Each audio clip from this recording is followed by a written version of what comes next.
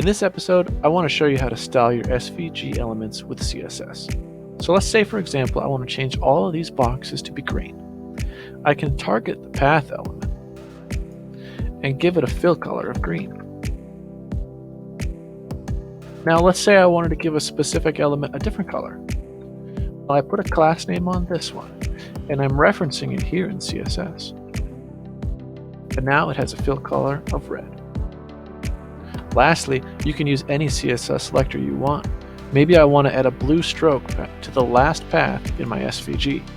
I can do that by adding a stroke of blue with a stroke width of 10 to the last path. You can see it here. Now I do want to point out that this only works for inline SVGs, like you see here. If you want to reference an SVG saved in a separate file, using an image tag for example, the CSS will not work for that. So what you can do is use SVG symbols, and I'll show you how in the next episode.